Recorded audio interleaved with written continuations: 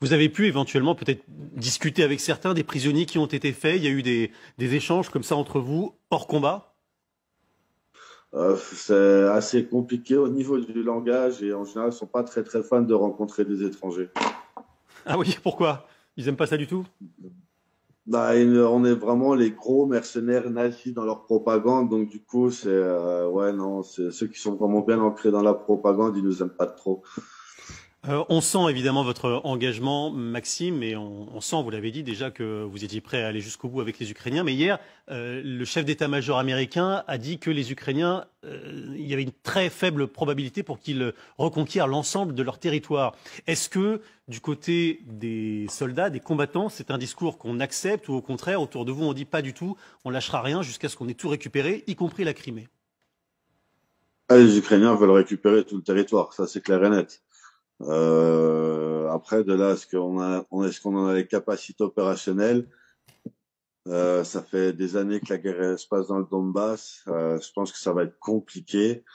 Après, après, si les choses sont bien organisées, avec l'équipement qu'on a, on peut petit à petit récupérer le terrain, mais ça va prendre du temps, mais ça va prendre des vies aussi. Racontez-nous, Maxime, également, autre question concrète. Quel est votre statut? Est-ce que vous êtes payé en tant que soldat de l'armée ukrainienne?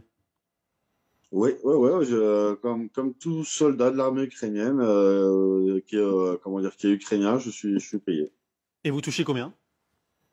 Alors, le solde de base d'un soldat, il n'est pas tellement élevé, il est que 350 dollars par mois. Mais après, quand on est opérationnel sur le front, on a tout un tas de bonus en tout et pour tout. Je suis entre 3500 et 4000 dollars par mois.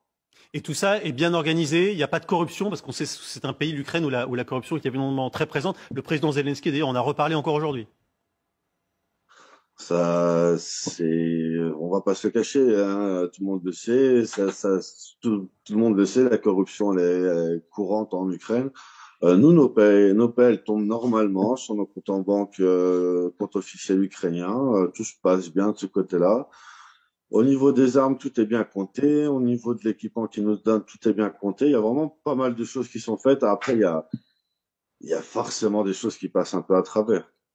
Ouais, surtout qu'au début, c'était pas du tout ça. Quand vous êtes arrivé les premières semaines, ce que vous avez vu, c'était absolument n'importe quoi sur le plan organisationnel et administratif.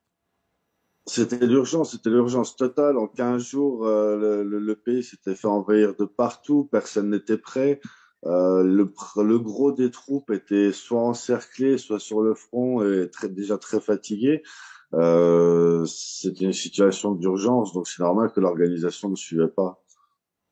Dans quel état d'esprit, dans quel état physique surtout êtes-vous? Est-ce que vous êtes vous-même physiquement fatigué? Est-ce que vous êtes en période de repos? Vous nous disiez demain il y aura une grande réunion avec sans doute des objectifs qui vont se redonner. Est-ce que vous avez encore l'énergie pour continuer sur le même rythme que celui que vous tenez enfin, depuis mars maintenant? Oh, bon oui, si on a des petites périodes de repos qui sont bien organisées, ça va le faire.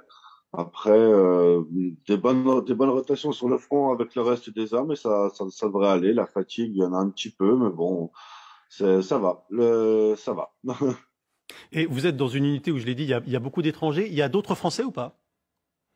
Non, non, en fait, beaucoup d'étrangers, pas tant que ça. Il y a que mon équipe qui est étrangère et on est 8 étrangers.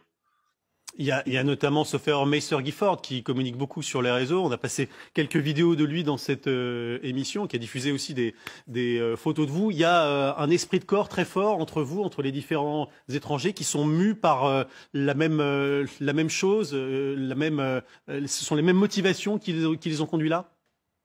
Ouais, c'est vraiment tous ont la même motivation, c'est soutenir le peuple ukrainien, montrer la solidarité. Avec Maïsor Gifford et notre commandant de la section étrangère, Damien Rodriguez, on est deux anciens des YPG, des Kurdes, dans le combat contre l'État islamique, donc on se connaît déjà de mêmes circonstances. On s'est un peu retrouvés ici dans le même combat à soutenir les Ukrainiens. Et bon, vous, pas de doute, vous irez jusqu'au bout de cette guerre, jusqu'au moment où l'ensemble du territoire sera récupéré, où il y a un moment où vous direz, allez, stop, ça suffit, je rentre en France. Bah, s'il y a un moment où il faut rentrer, il y a un moment où il faut savoir dire stop.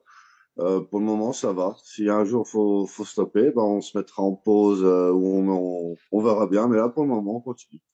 Allez, on va vous laisser aller souffler. Maxime, merci infiniment pour avoir été ce soir en Passez une bonne direct